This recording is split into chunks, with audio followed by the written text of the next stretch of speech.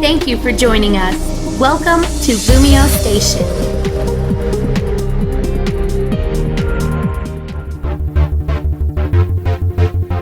What's up, LumioseStation, and welcome back to an episode of the Pokémon DataDex with me, TheOneIntegral. Last week we covered Empoleon, and I asked you guys what Dragon type from the Unova region you wanted to see covered next week, Hydreigon or Haxorus, and funnily enough, Haxorus won. I was expecting Hydreigon to win, but no, Haxorus did in the end, so that was fair enough there. So this week we're covering Haxorus. Next week is the 35th episode of DataDex, and as you guys might remember, every 5 episodes I'm covering a Mega Evolution, so if we hit the like goal shown on screen right now, which I think is 800 likes I'm going to set it to, because last time we hit the 650 like goal with ease, so really we're going to push for 800 likes today, guys. Just throw your like down the video there, and I'm sure we can hit it, if you guys just, press the like button now, I'm sure we can hit that like goal, and I'll be covering a Mega Evolution next week. Feel free to leave that in the comments below with suggestions on what Mega Evolution I could cover, and I'll check in there to see what you guys want to see. Anyway, for this week, let's go on and look at Haxorus. So Haxorus is the Axe Jaw Pokemon, is a pure Dragon type and number 612 in the National Pokédex. It features in the Central Kalos Pokédex as the last Pokemon I think in there, as number 150. It stands at 5 foot 11 inches tall or 1.8 meters tall and weighs 232.6 pounds or 105.5 kilograms. It's in the Monster and Dragon egg groups, which makes sense because it's a Dragon type and it does look pretty monstrous. And the male-female split is actually equal, male 50%, female 50%, so not really having to try too hard for one of the genders.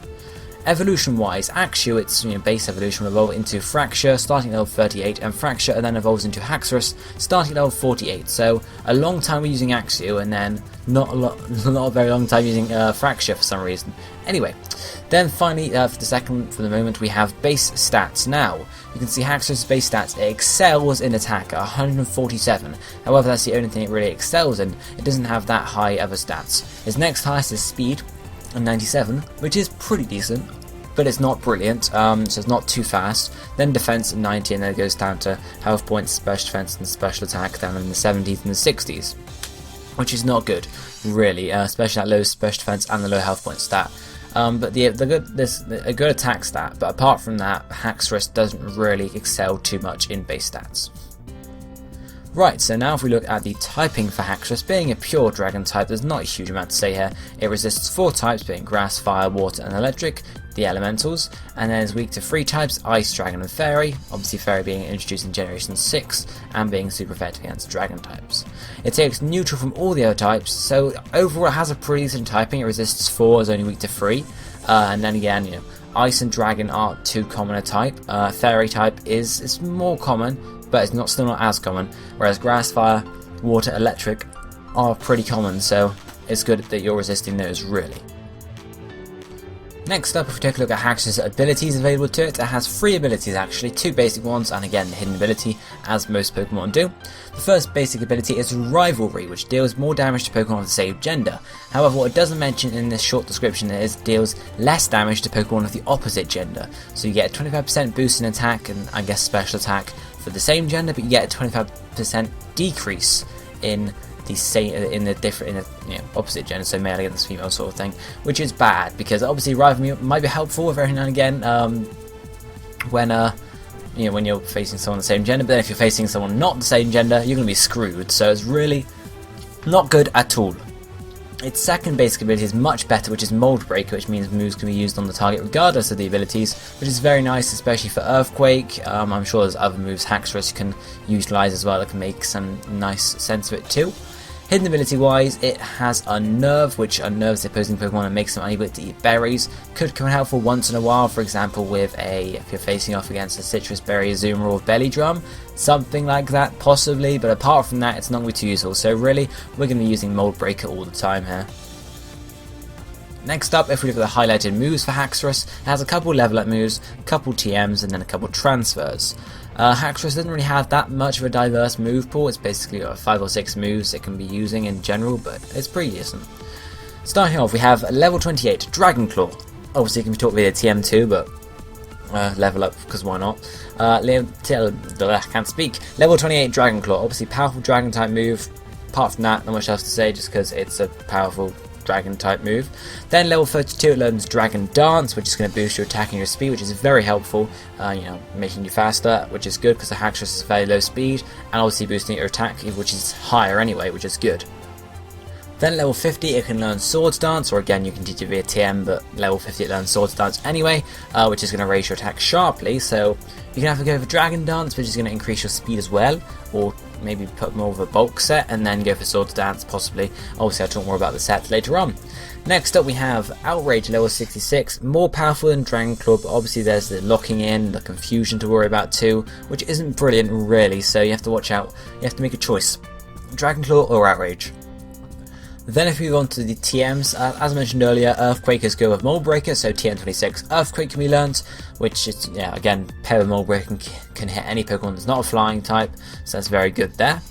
Then it can learn TM84 Poison Jar, which is going to be your counter for Fairy types, because obviously you have to watch out for Fairy types in this game, guys, Poison Jar is pretty powerful, so it can take out. It depends obviously health point wise, but yeah, generally it'll be good for a last stage attempt to try and take the enemy out, or say the enemy's at half health, you can stay in and go for the kill pretty much rather than having to switch out sort of thing. 2 transfer moves as well, first one being Aqua Tail, powerful water type move, again physical, as all these moves are, apart from the dances, because as mentioned, Haxorus has an amazing physical attack stat, so yeah. And the last move, which is also another transfer move, is Superpower, which is going to lower your attack and your defense after it's used, but it's going to give you a bit more coverage on dark types, ice types, stuff like that, really. So those are the moves Haxorus is highlighted for. Obviously, you can learn other moves too, but these are the ones that are best. As I said, it's only got Dragon type move, Ground type move, Poison type move, Water type move, Fighting type move, and then just 2 status moves. So it's not a huge range, but it's not too bad. It's not like it's stuck with like 1 or 2 attacking moves. It's got a decent range. So now if we go on to the Wi-Fi battling setups for Haxorus, I've got 4 here: a Choice Band / Choice Scarf set, a Dragon Dance set, a Swords Dance set, and a Double Dance set. So we'll start off with the Choice Band set or the Choice set, because obviously you can use both choice items here. First off, movesets: Outrage, Superpower, Earthquake, Aqua Tail, and then Aqua Tail or Poison Jar. Abilities: Mold Breaker, Nature is Adamant or Jolly, I'll talk more about that in a second. Held item is a Choice Band or a Choice Scarf, don't run specs, that'd be stupid. EVs are maximum attack, maximum speed, and the rest in health points. First up, looking at the moveset. Outrage, you could run Dragon Claw there, but the reason I chose Outrage is because you're going to be locked into this move anyway, so you may as well choose a higher power move with Outrage. Only downside is that you're not going to be able to switch out while you're using the move, which means they could switch into a Fairy type or a Steel type or something and sort of counter you in that way, but obviously it depends on the team. If you see they've got a Fairy type on the team, you wouldn't want to be using Outrage anyway in case they switch into it, so you got to think like that, guys. So you could put Outrage or Dragon Claw, it's really just up to you. Then we just have Superpower, Earthquake, and an Aqua Tail or Poison Jab. Superpower obviously is going to be good if you just need to go out and do 1 or 2 attacks, because obviously it's going to lower your defenses, or your defense and your attack as well. Earthquake is dependent on whether you got any flying types, so if you actually want to use an Earthquake or not, or predict the switch sort of thing. Aqua Tail or Poison Jab, the choice there is really what coverage you want. If you want coverage against Fairy types, you can go for the Poison Jab. If you want more coverage against, ground types, fire types, stuff like that, you can go for the Aqua Tail instead. Ability, as I said earlier, it's Mold Breaker. It's always going to be Mold Breaker for Haxorus, so there's not much to say there. Nature goes along with the held item. If you're using a Choice Band, I would recommend a Jolly Nature to increase your speed. If you're using Choice Scarf, you could either go for Jolly to increase your speed even further, make you really fast, or just go for the Adamant to balance out the attack and the speed sort of thing. It's really up to you in this case. You can mess around with some different setups, see what works best for you. EVs, again, maximum attack and health point, maximum attack and speed rather, to make you as fast as possible and destructive as possible. Rest and health points just to give you a bit more bulk in there. But that's pretty much it for this setup. It's a basic choice setup. Come in, use the move that you think is best. Try and predict a switch, especially for Outrage or Earthquake or something along those lines. See if they've got any types they might switch into. Stuff like that, so you need to try and predict the opponent's moves with a choice set anyway. But that's it there, so let's move on to the Dragon Dance set. So we have Dragon Dance, Outrage or Dragon Claw, Earthquake, Poison Jab. Then the ability is Mold Breaker again, Nature's Time is Adamant, held items are Lumberry, EVs are maximum attack, 136 in speed and 120 in health points. So Dragon Dance obviously is the first move because it's a Dragon Dance set. Outrage or Dragon Claw, again it's up to you guys whether you want to be locked in. Outrage does go hand in hand with a held item which is a Lumberry, which means that obviously Lumberry, Outrage once you finish your outrage, you're going to get confused. The Lumberry is going to kill you of your confusion the first time around, which is quite helpful there. Obviously, you could switch the Lumberry out if you wanted to, for example, for a Life Orb or something, and put Dragon Claw in there instead, but it's really up to you. But Outrage obviously still has the downside of being choiced into, you have to use the move 3 times, you can't just like switch out whatever, so you're stuck in battle pretty much. So again, it really depends on what the opponent is using on their team. And we have Earthquake and Poison Jab. Earthquake just for coverage on, just general coverage because it's Earthquake, and Poison Jab as a counter to, as you would expect, Fairy types. Ability, as I said, Nature, Adamant, because Dragon Dance is going to increase your speed, so I don't think a Joy Nature is really needed. I mean, you could use a Joy Nature to be honest, just to increase your speed even further, but I would recommend Adamant here just because you're going to be increasing your speed anyway, so it's not like it's needed too much. As I said, Held Item Lumberry is going to help with your confusion from Outrage, or if you get burnt every now and again, or if you get toxic, or if you manage to get frozen somehow, Lumberry is going to help you out there in some senses, so it's going to be helpful in most situations. Then looking at the EV's maximum attack, so making sure we're doing the most damage.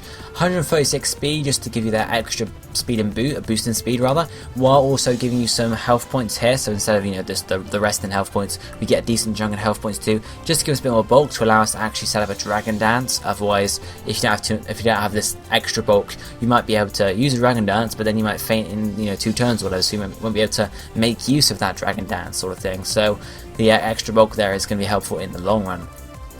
That's really much it for the Dragon Dance set. It's a case of coming in, Dragon Dancing when it's safe to, and then sort of laying down the law, and obviously a Lumberry coming in whenever it's needed, either with Outrage or a burn that's inflicted upon you or something along those lines. So let's move on to the next set, which is the Swords Dance set. As you might expect from the moveset, we're starting off with Swords Dance, then we have Outrage and Dragon Claw, Earthquake, and then Poison Jab, ability Mold Breaker, Nature's Time is Jolly, held item is a Lumberry, EV's a maximum attack, 136 speed and 120. Health points rather. As you can see, it's similar to the previous set, except we have Swords Dance instead of Dragon Dance, and the Nature's Time is Jolly. So the reason we got Joy Nature is because Swords Dance is only going to increase your physical attack. It's only going to increase your attack rather. It's not going to increase your speed, which means Jolly Nature might actually help you with that extra boost in speed. With the Adamant Nature, obviously you're doing more damage, but you might not be fast enough to outspeed a certain amount of Pokemon, so who knows. But yeah, Swords Dance, Outrage, Dragon Claws, it's pretty much the same thing. Outrage works with a Lumberry, as you know. Yeah, so there's not much else I have to say here really, because everything I've just talked about is just a case of you had Swords Dance rather than Dragon Dance, but the Joy Nature to hopefully make up for the speed you're not gaining through Dragon Dance. But Swords Dance obviously is going to raise your attack twice as fast as Dragon Dance, which is quite nice, and allow you just to sort of do a lot more damage, especially if you manage to survive a move or two. Especially if you also manage to force a switch out if you switch in, and then they're in I don't know what they would be in. Some sort of electric type maybe, for fearing the Earthquake and the Mold Breaker or the Levitate or something like that, and have to switch out, and obviously you force a switch out, then you can use your Swords Dance and you're powered up pretty much. Obviously being slower is where the problem comes in, which is why we've got the Joy Nature. But again, that's really much it for this this setup, so let's move on to the last one, which is the Double Dance setup. So being a Double Dance setup, it's got both Dragon Dance and Swords Dance, Outrage or Dragon Claw, and I've put at the bottom Earthquake or Poison Jab. Ability is Mold Breaker, Nature's Time is Adamant or Jolly, and the held item is a Lumberry or a Life Orb. EVs are maximum attack, maximum speed, rest, and health points. Okay, so obviously both the dances here, you have to sort of mediate your dances. Maybe start off with Dragon Dance to give you the boost in speed, and then use Swords Dance when it's safe to. Obviously it also depends on the nature. If you're using, for example, a Jolly Nature, you can maybe lay off the Dragon Dance for a bit and use the Swords Dances first, and then maybe use Dragon Dance when you're in a safer position. But if you're using an Adamant Nature, you might want to go for the Dragon Dance first to get you that boost in speed and allow you to outspeed some more Pokemon. Abilities in Mold Breaker, as you might expect, in case you use Earthquake. Choice of Outrage or Dragon Claw goes along with the held item really. If you're using Outrage, you might want to use a Lumberry for the confusion, but if you're using Dragon Claw, you may as well use the Life Orb pretty much, just to do as much damage as you possibly can.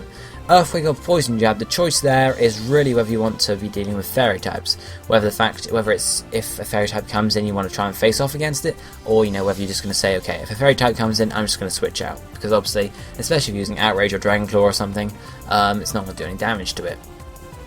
EVs this time are maximum attack and speed, just to give you the speed boost and the attack boost pretty much. The rest in health points just to give you a tiny bit more bulk there. But really this is the all out power, maximum attack, maximum speed, using your Swords Dance and your Dragon Dance whenever you can, when it's safe to, really. Again, hopefully forcing a switch out so you can set up a Dragon Dance, be a bit faster, then go for the Dragon Claw, take him out, go for the Sword Stance when it's safe to, something like that. So it could, Haxorus, if you get enough Dragon Dances off, Haxorus could really sweep a team. But obviously its coverage isn't brilliant with both dances here, but you'd have to see, guys. But that's pretty much it, how to use this setup here. I don't know what else I would say. You just got to use your dances at the right time, pretty much, and then take advantage of those dances and make sure you use the right one.